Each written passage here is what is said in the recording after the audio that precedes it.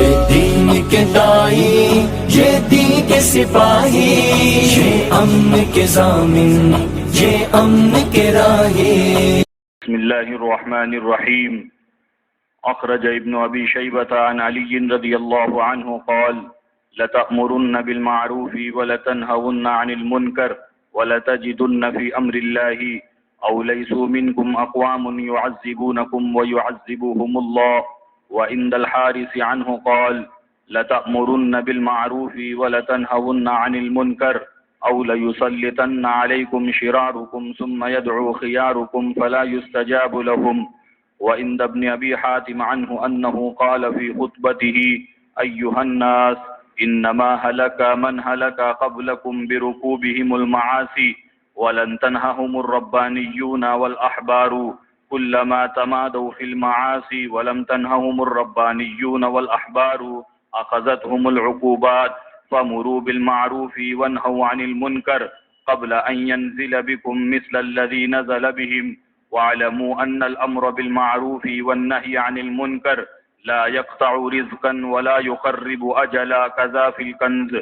واخرج مسدد والبيهقي وصححه عن علي رضي الله عنه قال الجهاد ثلاثة جهاد بيد وجهاد بلسان وجهاد بقلب فأول ما يغلب عليه من الجهاد جهاد اليد ثم جهاد اللسان ثم جهاد القلب فإذا كان القلب لا يعرف أو معروفا ولا ينكر منكرا نكس وجعل أعلاه أسفلا۔ وعند ابن أبي شيبة وأبي نعيم ونصر في الحجة عن علي رضي الله عنه قال أول ما تغلبون عليه من الجهاد الجهاد بأيديكم ثم الجهاد بقلوبكم فأي قلب لم يعرف المعروف ولم ينكر المنكر نكس أعلاه أسفله كما ينكس الجراب فينصر ما فيه كذا في الكنز۔ محترم دوستو، بزرگ اور عزیزوں، اللہ پاک کا جو ضابطہ ہے وہ شکر گزاری پر نعمت میں اضافے کا اور ناشکری پر نعمت سے محروم کر دینے کا ہے۔ علماء نے لکھا ہے کہ باوجود کہ ہزاروں انبیاء بنی اسرائیل میں سے آئے ہیں، حضور پاک صلی اللہ علیہ وسلم کو بنی اسماعیل میں بھیجا گیا ہے کہ نبوت کو بنی اسرائیل سے کیوں چھینا گیا ہے؟ کہا اس کی وجوہات میں سے ایک بنیادی وجہ یہ ہے کہ جب نبی بنی اسرائیل نبیوں کی نعمت کی ناشکری میں مبتلا ہوئی تو وہ نعمت ان سے لے لی گئی۔ اور ناشکری کیا ہے؟ قرآن نے کہا ضربت علیہم الذلۃ والمسکنہ وباءوا بغضب من اللہ ذلک بأنہم کانوا یکفرون بآیات اللہ ویقتلون الانبیاء بغیر حق۔ کہ نبیوں کا قتل شروع کر دیا بنی اسرائیل نے، انبیاء علیہ السلام کو قتل کرنا شروع کر دیا۔ تو کہا کہ اس نعمت کی ناقدری پر امام الانبیاء کو بنی اسرائیل کی بجائے بنی اسماعیل میں مبعوث کیا گیا۔ ایک نعمت اللہ پاک نے اس محنت کی شکل میں عطا فرمائی ہے، اس کی قدردانی نعمت کو باقی رکھے گی، ورنہ نعمت تو کیا اسلام پر باقی رہنا مشکل ہو جائے گا۔ پہلا سفر مولانا سید احمد خان صاحب مکی رحمۃ اللہ علیہ کا اسپین کا ہوا۔ پہلی جماعت پہنچی، جب وہ جماعت واپس آئی تو انہوں نے علاقے کے احوال، حضرت کو اللہ نے جو ملکہ دیا تھا، ایک لائن میں پورے ملک کا تجزیہ کر دیا۔ اسپین میں 800 سال تک مسلمانوں کی حکومت، وہاں کی جامع مسجد قرطبہ کی جس کے 900 صرف پلر تھے، ستون، وہ ملک زوال پذیر کیسے ہوا؟ کہا 3 کام چھوڑ دیے گئے اور 3 کاموں میں مبتلا ہو گئے۔ جو کام کرنے کے چھوڑ دیے گئے، کہا سب سے پہلی محنت دعوت کی ہے، دوسرے تعلیم ہے، تیسرے ذکر ہے. یہ تینوں محنتیں اجتماعی اعتبار سے چھوٹ گئی اور 3 بگاڑ پیدا ہو گیا، معاملات کا، معاشرت کا اور زراعت کی لائن کا بگاڑ. اس نے جو ہے وہ اسی لیے ڈاکٹر ذاکر حسین جب لندن کے لیے جا رہے تھے تو مولانا یوسف صاحب رحمۃ اللہ علیہ کے پاس آئے. فرمایا حضرت وہ تو ایسا علاقہ ہے جہاں سے عریانیت ساری دنیا میں سپلائی ہوتی ہے، تو میں کیسے وہاں اپنے دین پر باقی رہوں؟ تو کہا ڈاکٹر صاحب تم دعوت پر باقی رہو گے تو دین پر باقی رہو گے، اور دعوت کے بغیر رہو گے تو تم مدعو بن جاؤ گے. اس لیے کہ جو چیز حرکت میں نہیں ہے وہ کتنی ہی بڑی ہو، اس میں وہ طاقت نہیں ہے جو حرکت میں ہے. ایک عرب کے عالم ہے مصر کے، انہوں نے بڑی اچھی مثال دی.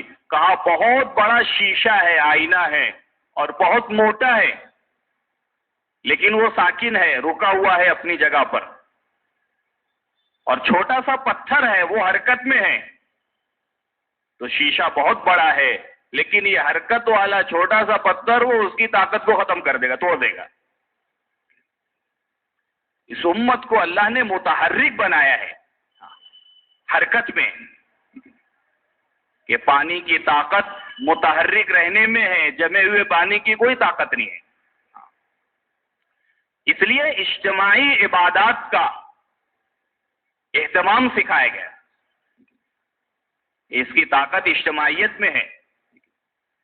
اسی کو اقبال نے کہا کہ فرد تنہا ربط ملت سے ہے، تنہا کچھ نہیں، موج ہے دریا میں اور بیرون دریا کچھ نہیں. اسی لیے سورہ فاتحہ میں جتنے بھی الفاظ ہیں وہ سب جمع کے ہیں. ایاک نعبد، ہم آپ کی عبادت کر رہے ہیں حالانکہ اکیلا عبادت کر رہا ہے. وایاک نستعین، ہم آپ سے مدد مانگ رہے ہیں حالانکہ اکیلا مدد مانگ رہا ہے.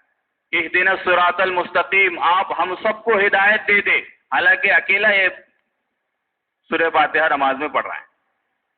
علماء نے لکھا ہے کہ یہ بات سمجھائی جا رہی ہے کہ اجتماعیت کے اکیلے کی عبادت نہیں بلکہ اجتماعی ماحول عبادت کا بنے. کہ اگر تنہا تم ہدایت پر رہو گے، ماحول ہدایت والا نہیں رہے گا تو تم ہدایت پر باقی بھی نہیں رہ سکو گے.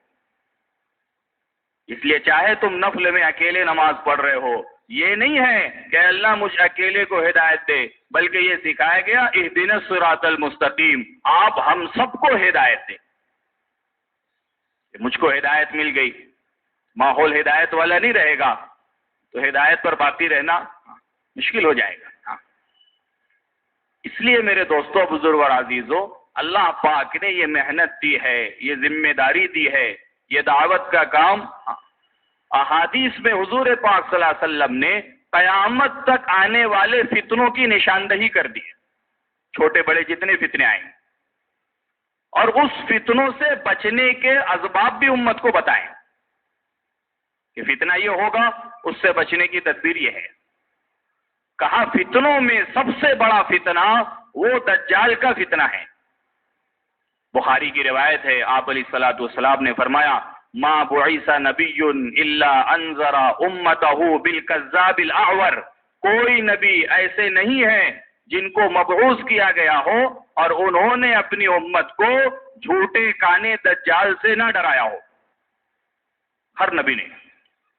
آپ نے فرمایا سب سے بڑا فتنہ ہے، اور اس فتنے سے بچنے کا حل بھی بتایا کہ جو شخص سورہ کہف کے جمعہ کے دن پڑھنے کا اہتمام کرے، اگر آئندہ جمعہ سے پہلے پہلے دجال کا خروج بھی ہو جائے، اللہ پاک اس فتنے سے اس کو محفوظ رکھے. تو علماء نے کہا کہ وہ کیا مضامین ہے اور وہ کیا خصوصیت ہے سورہ کہف کی، اتنے بڑے فتنے سے بچاؤ کا ذریعہ بن جائے. مولانا عبید اللہ صاحب بلیاوی رحمۃ اللہ علیہ فرماتے ہیں میرا تجزیہ یہ ہے کہ سورہ کہف میں 3 مضامین ہیں بنیادی طور پر. 3 مضامین. ایک تو اصحاب کہف کا واقعہ ہے، اور اس کا خلاصہ یہ ہے کہ اپنے ایمان کی حفاظت کے لیے اگر تم کو غار میں جانا پڑے تو وہاں تک بھی جاؤ.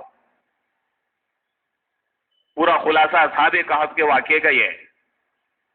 دوسرا واقعہ حضرت خضر اور حضرت موسیٰ کا ہے کہ تم چاہے نبوت کے مقام پر ہو اور علم کے اعلیٰ درجے پر ہو، پھر بھی علم کے حاصل کرنے سے فراغت نہیں ہے۔ موسیٰ علیہ السلام ایسے سے علم حاصل کر رہے ہیں جو نبی نہیں ہے، نبی غیر نبی سے، اور ساری شرطوں کو مان رہے۔ ستجدنی انشاءاللہ صابرا ولا اعصی لک امرا، میں تمہاری نافرمانی نہیں کروں گا، جو کہو گے اس پر صبر کروں۔ دوسرا واقعہ یہ ہے۔ اور تیسرا واقعہ کہا ذوالقرنین کا ہے کہ ذوالقرنین نے اپنی جانی مالی صلاحیت کو کام میں لاتے ہوئے ساری دنیا میں اللہ کے دین کی نسبت پر پھرے ہے۔ مطلع الشمس، مغرب الشمس کے الفاظ سورہ کہف میں ہیں، مشرق سے مغرب۔ تو کہا کہ تین چیزیں ہیں، ایمان کی حفاظت ہے، اور تعلیم و تعلم علم کا سیکھنا ہے، اور امت میں پھرنا ہے۔ یہ تین بنیادی چیزیں ہیں سورہ کہف کا خلاصہ۔ اور پھر فرماتے تھے، ہم نے بڑے حضرت جی مولانا الیاس صاحب رحمۃ اللہ علیہ سے سنا ہے، امت اجتماعی طور پر ان تین چیزوں پر جمع ہو جائے گی، اللہ پاک صلاح الدین ایوبی والا دور امت کے لیے لوٹا دیں گے۔ 800 سال پہلے صلاح الدین ایوبی سے کسی نے کہا کہ یہودی یہ کہہ رہے ہیں کہ این محمد حکم، کہاں ہے تمہارے محمد، بلاؤ ان کو مدد کے لیے۔ تو بہت مختصر جماعت تھی۔ اس جملے کو سن کر کے اتنا صدمہ ہوا کہ 2 دن اپنے حجرے سے باہر نہیں نکلے، اور دن اور رات اللہ کے سامنے رو رہے، اے اللہ غیروں نے ہمیں للکارا ہے، ہماری غیرت کو جھنجھوڑا ہے، کہاں ہے تمہارے محمد؟ کہ اللہ وہ تو نہیں آ سکتے، آپ مجھ کو ان کا نائب بنا دیں۔ اور پھر 2 دن کے بعد اپنے حجرے سے نکلے ہیں اور اپنی جماعت کو کہا ہے مجھے تو جانا ہے، تم اگر چلنے کے لیے تیار ہو تو بہت اچھا، ورنہ تمہاری مرضی ہے۔ پوری جماعت چلنے کے لیے تیار ہوئی، اللہ نے بیت المقدس کو فتح کرا دی۔ مولانا الیاس صاحب رحمۃ اللہ علیہ فرماتے تھے، اللہ وہ وقت و امت پر واپس لوٹا دیں۔ 3 محنتیں جب اجتماعی طور پر ہوگی، اسی لیے حیات الصحابہ میں بھی مستقل عنوان ہے امر بالمعروف نہی عن المنکر، کہ یہ جب ہوگا تو اس کی برکات کیا ہیں، اور جب یہ چھوڑ دے جائیں گے تو اس کے نقصانات کیا ہیں۔ حضرت علی رضی اللہ تعالیٰ عنہ فرماتے تھے، تم ضرور بھی ضرور بھلائی کا حکم کرتے رہو اور برائی سے منع کرتے رہو، اور اللہ کے حکم کے پورا کرنے میں کوشش کرتے رہو، ورنہ ایسی قومیں تم پر مسلط ہو جائے گی جو تم میں سے نہیں ہوں گے، اور وہ تم کو عذاب دیں گے اور ان کو اللہ پاک عذاب دیں گے۔ دوسری روایت میں حضرت علی رضی اللہ تعالیٰ عنہ فرماتے ہیں، تم بھلائی کا حکم کرتے رہو، برائی سے منع کرتے رہو، ورنہ اللہ پاک تمہارے بروں کو تم پر مسلط کر دیں گے، پھر تمہارے نیک لوگ دعائیں بھی کریں گے، ان کی دعائیں قبول نہیں کی جائے گی۔ حضرت علی رضی اللہ تعالیٰ عنہ ایک مرتبہ خطبہ دے رہے تھے، تقریر کر رہے تھے۔